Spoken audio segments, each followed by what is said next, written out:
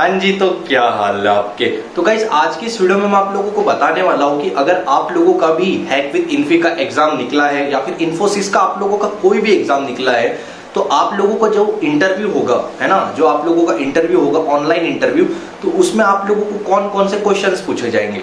हो सकता है आपका रोल डीएससी का हो, पावर प्रोग्रामर का हो, या फिर जो छोटा पैकेज वाला होता है 3.5 लाख वाला, 3.5 लाख पर एनम वाला, उसमें भी आप लोगों को कौन कौन से क्वेश्चंस है वो पूछे जाएंगे। वो सारी चीजें मैं आप लोगों को आज की इस वीडियो में बताने वाला हूँ।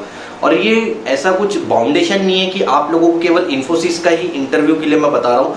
भाई कोई भी कंपनी हो, टीसीएस, विप्रो, एसेंचर, ये सारी कंपनियों में कौन कौन से क्वेश्चंस आप लोगों को पूछे जाते हैं इंटरव्यू के अंदर, ये सारी चीजें मैं आप लोगों को आज की इस वीडियो में बताने वाला हूँ। क्योंकि हाल ही में मैंने भी हैक विद इन्फी का जो इंटरव्यू हुआ था वो मैंने अभी 2-3 दिन पहले ही दिया है। तो उस इंटरव्यू में मुझसे कौन कौन से क्वेश्चंस पूछे गए थे, कौन कौन से टॉपिक्स पर उन्होंने ज्यादा फोकस किया था, ये सारी चीजें मैं आप लोगों को आज की इस वीडियो में बताने वाला हूँ। तो अगर आप लोगों का भी कोई इंटरव्यू है या फिर आप लोग फ्यूचर में कोई इंटरव्यू देना चाहते तो मैं आप लोगों को हाईली रिकमेंड करूंगा कि इस वीडियो को जरूर देखना। क्योंकि इस वीडियो में मैं आप लोगों को वही पॉइंट्स बताऊंगा कि जो वो लोग लगभग इंटरव्यू में यही पूछते हैं। वो लोग कौन कौन से पॉइंट्स पे ज्यादा फोकस करते हैं, वो सारी चीजें मैं आप लोगों को बताऊंगा आज की इस वीडियो में। तो इसीलिए इस वीडियो को पूरा एंड तक देखना, और चैनल पे नए हो तो चैनल को सब्सक्राइब कर लेना। तो देखो गाइस, क्या है ना कि मान लेते हैं मैं छोटे पैकेज से स्टार्ट करते हुए बड़े पैकेज तक जाऊंगा, मतलब मैं पावर प्रोग्रामर तक जाऊंगा। देखो क्या होता है ना कि अगर आप लोगों का 3.5 लाख वाला है, एकदम बेसिक क्वेश्चंस पूछेगा कि जैसे आप लोगों को पूछेगा कि भाई आप लोग आने वाले सालों में आप लोगों को कहाँ देख रहे हो, खुद को किस पोजीशन पर देख रहे हो। आपकी वो पूछेगा कि आपकी स्ट्रेंथ और वीकनेसेस क्या है। ये जनरल सी इंफॉर्मेशन होती है जो स्टार्टिंग के 5 मिनट तक होती है। उसके बाद वो टेक्निकल चीजों पे आता है, ठीक है।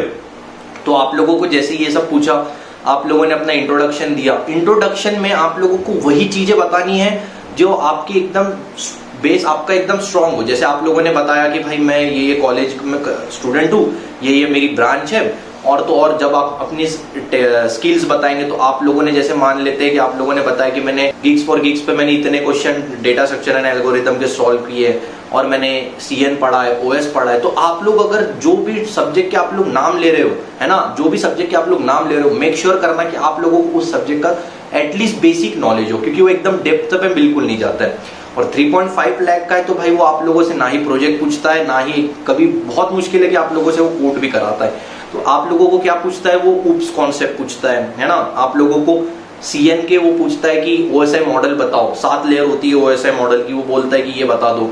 और तो और बहुत ही बेसिक क्वेश्चंस पूछता है सीएन ओएस, है ना, डीबीएमएस के कुछ क्वेरीज पूछ लेगा। तो ये आप लोगों की 3.5 लाख में होता है। आप लोगों को प्रोजेक्ट वगैरह कुछ नहीं पूछता है, और अगर पूछ भी लिया तो बस वो यही पूछेगा कि आप लोगों ने कौन सा प्रोजेक्ट बनाया और इसमें क्या क्या वर्किंग है। आप लोगों को कुछ ये नहीं बोलेगा कि भाई आप अपनी स्क्रीन शेयर करो और मुझे समझाओ कि एक एक पार्ट में क्या होता है। अब बढ़ते हैं 6.25 वाला पैकेज, जो कि मेरा था कुछ दिन पहले हैक विद इन्फी का एग्जाम, जब मैंने इंटरव्यू दिया था।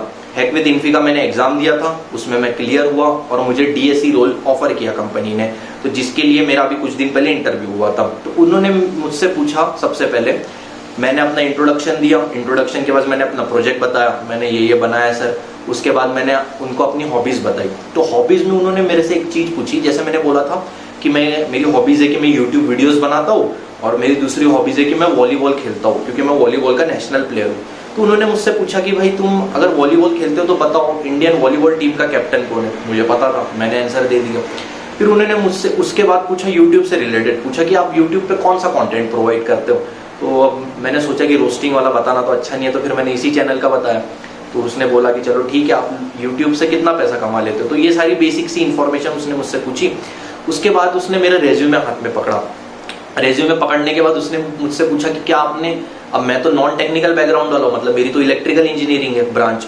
तो उसने मुझसे पूछा कि भाई क्या आपने कभी ऊप्स कॉन्सेप्ट के बारे में सुना है। तो मैंने बोला यस सर, डेफिनेटली सुना है।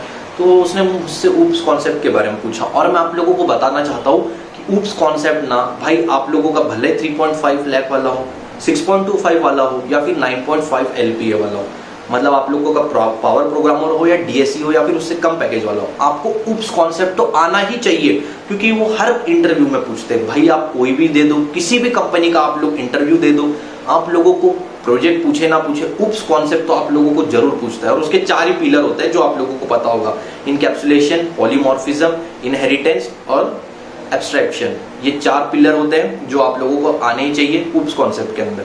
तो मुझसे भी उसने वही पूछा, 4 पिलर पूछा। 4 पिलर के बाद उसने मुझे कोड करने के लिए दिया। एक कोड तो देना बनता है भाई, क्योंकि वो थोड़ा हाई पैकेज का ना 6.25 वाला, उसने मुझसे उस पर कोड पूछ लिया, क्योंकि मैंने इंट्रोडक्शन में बोला था कि मैंने 200 से 250 क्वेश्चंस मैंने सॉल्व किए हैं गिग्स फॉर गिग्स के, डेटा स्ट्रक्चर एंड एल्गोरिथम के। तो उसने मुझसे एक कोड पूछा, तो मैंने कोड भी बता दिया। फिर उसने ना जो मेरे रेज्यूमे में लिखा था, मैंने अपना प्रोजेक्ट मेंशन किया था रेज्यूमे में, तो उसने मुझसे प्रोजेक्ट से रिलेटेड कुछ चीजें पूछी। आप लोगों को एक चीज ध्यान में रखना है, आप लोगों को रेज्यूमे में उतना ही लिखना है, उतनी ही चीजें लिखनी है जिसमें आप लोग परफेक्ट हो। अगर आप लोगों ने एक ऐसा पॉइंट लिख दिया जो आपको लोगों को नहीं आता है, स्टिल आप लोगों ने रेज्यूमे में लिखा है, तो भाई बहुत चांसेस है कि वो आपकी वीक पॉइंट को पकड़ेगा और उसी के ऊपर डेप्थ में क्वेश्चन पूछता जाएगा। मैंने भी लिखा था कि मुझे जावास्क्रिप्ट आती है, जावास्क्रिप्ट नो डाउट मुझे आती है, लेकिन मेरे को इतने अच्छे से नहीं आती। तो उसने मेरे से 2-3 क्वेश्चंस पूछे, 2-3 क्वेश्चंस का मैंने बेसिक से क्वेश्चंस थे उसका मैंने आंसर दे दिया। फिर उसने मुझे तीसरा क्वेश्चन पूछा जो थोड़ा डेप्थ में था जावास्क्रिप्ट के, क्योंकि वो भी उसको भी समझ में आ रहा था कहीं ना कहीं कि भाई इस बंदे को जावास्क्रिप्ट नहीं आती है, तो वो मेरी वीकनेस पकड़ रहा था। तो मैंने बोल दिया सॉरी सर ये मुझे नहीं आता। तो वो समझ गया था कि इस बंदे की जावास्क्रिप्ट वीक है, स्टिल इसने रेज्यूमे में मेंशन करी है। तो आप लोगों को ये गलती नहीं करनी है, आप लोगों को वही टॉपिक्स लिखने हैं रेज्यूमे में जिसमें आप लोग एकदम परफेक्ट हो। फिर उसने मुझसे पूछा कि भाई आपकी तो नॉन टेक्निकल बैकग्राउंड है, मतलब आप तो इलेक्ट्रिकल इंजीनियरिंग के, तो आप आईटी सेक्टर में क्यों जाना चाहते हो, क्या आपका ऐसा क्या इंटरेस्ट जाग गया कि आप इलेक्ट्रिकल छोड़ के आईटी सेक्टर में आना चाहते हो। तो उसने जैसे ही पूछा कि आप इसका आईटी सेक्टर को अपनी इलेक्ट्रिकल से कैसे लिंक अप करोगे, मैंने उसका आंसर भी दे दिया। तो भाई वो ना ऐसे एकदम बेसिक से चीजें पूछ रहा था, मतलब वो पूछ रहा था। फिर उसने पूछा कि आपकी वीकनेसेस क्या है, आप उसको अपनी वीकनेस को कैसे दूर करोगे, मतलब वो एकदम बेसिक से चला, एकदम थोड़ा एडवांस पे गया। एडवांस में उसने मुझसे, अब वो मेरी किस्मत है कि उसने मुझसे अपने डिपार्टमेंट के बारे में पूछा, उसने मुझसे इलेक्ट्रिकल के क्वेश्चंस पूछे। वो इंटरव्यूअर का बैकग्राउंड भी इलेक्ट्रिकल का था और वो आईटी सेक्टर में जॉब, इसलिए मुझसे उसने इलेक्ट्रिकल के क्वेश्चंस पूछे। लेकिन आप लोगों को कौन कौन से टॉपिक्स कवर करने हैं, आप लोगों को तो सबसे पहले सॉर्टिंग पढ़नी है, जो भाई 6.25 वाले मैं उनके लिए बता रहा हूँ, है ना, डीएससी रोल के लिए। सबसे पहले आप लोगों को सॉर्टिंग पढ़नी है, सारे कोड आप लोगों को अच्छे से आने चाहिए। उसके बाद जो फेमस एल्गोरिदम्स होती है, कार्डाने एल्गोरिदम है ना, और BFS, DFS, ये जितने भी एल्गोरिदम्स होती है आप लोगों को सब आनी चाहिए, ठीक है।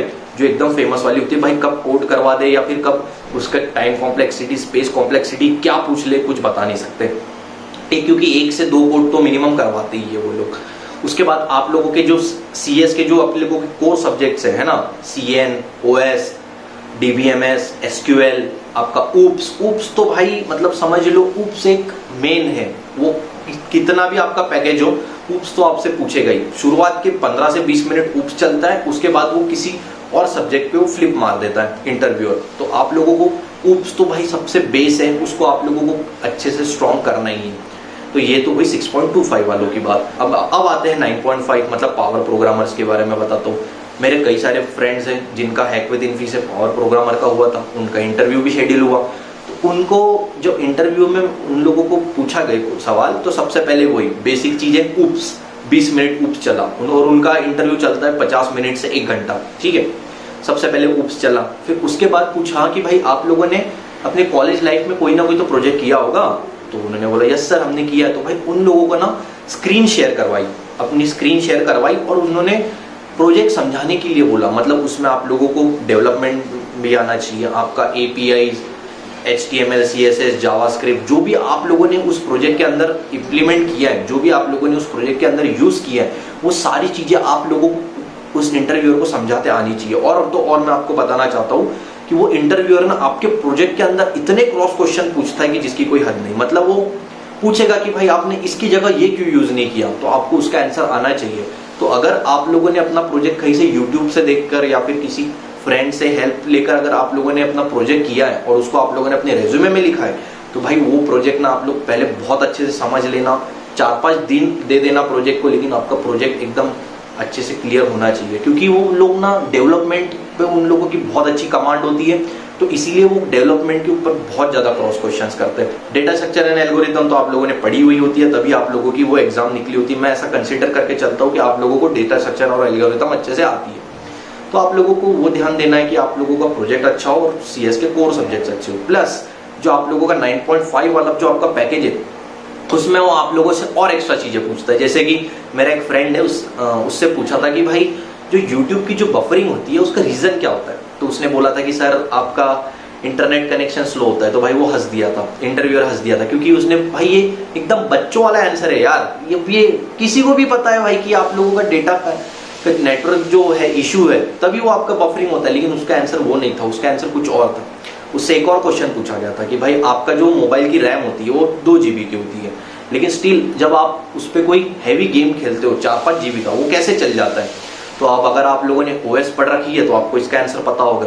तो ये सारी चीजें होती है, मतलब वो लोग ना ऐसा बेस पकड़ते हैं, है ना, एकदम बेसिक क्वेश्चन होता है जो आप लोगों ने अपने CS के कोर सब्जेक्ट में पढ़ा है, लेकिन उसकी ना वो लोग एप्लीकेशंस में पूछते हैं सवाल।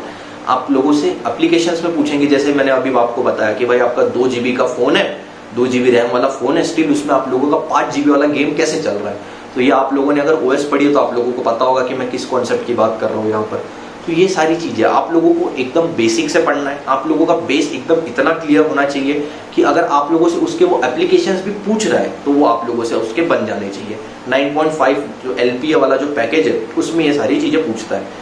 एक आप लोगों के एप्लीकेशंस वाले क्वेश्चन पूछता है और दूसरा आप लोगों का प्रोजेक्ट। ऊप्स तो भाई सब में पूछता है, ऊप्स कॉन्सेप्ट तो वो हर पैकेज में पूछता है, चाहे आपका कितना कम से कम भी हो या फिर ज्यादा से ज्यादा भी हो। और 9.5 वाला जो पैकेज जिसकी मैं बात कर रहा हूँ पावर प्रोग्रामर, उसमें भी आप लोगों को कोड करवाएगा, SQL की क्वेरीज लिखवाएगा, और जो फेमस एल्गोरिदम्स होते हैं ना, सॉर्टिंग वगैरह की बात नहीं कर रहा हूँ मैं, जो फेमस एल्गोरिदम्स होते हैं, जैसे मैंने एग्जांपल दिया कडाने, है ना, इसके साथ साथ और कई सारे एल्गोरिदम्स होते हैं। जैसे बहुत सारे फेमस क्वेश्चंस भी होते हैं, रैट इन अ मेज प्रॉब्लम, बैक ट्रैकिंग के जैसे प्रॉब्लम्स होते हैं, एंड क्वींस वाला क्वेश्चन होता है। तो ये सारे क्वेश्चंस भी आप लोगों को आने चाहिए, क्योंकि ये सारे क्वेश्चंस वो ऐसा पूछता है आप लोगों को। रैट इन अ मेज प्रॉब्लम है, इसका कोड लिख के बताओ। अब भाई ये प्रॉब्लम अगर आप लोगों ने पहले सॉल्व किया है तो आप लोग कर पाओगे भाई। तो वो तो आप लोगों को वहाँ क्वेश्चन भी नहीं बता रहा है, वो तो बस आप लोगों को नाम से बता रहा है कि रैट इन अ मेज प्रॉब्लम, इसका कोड लिख के बताओ।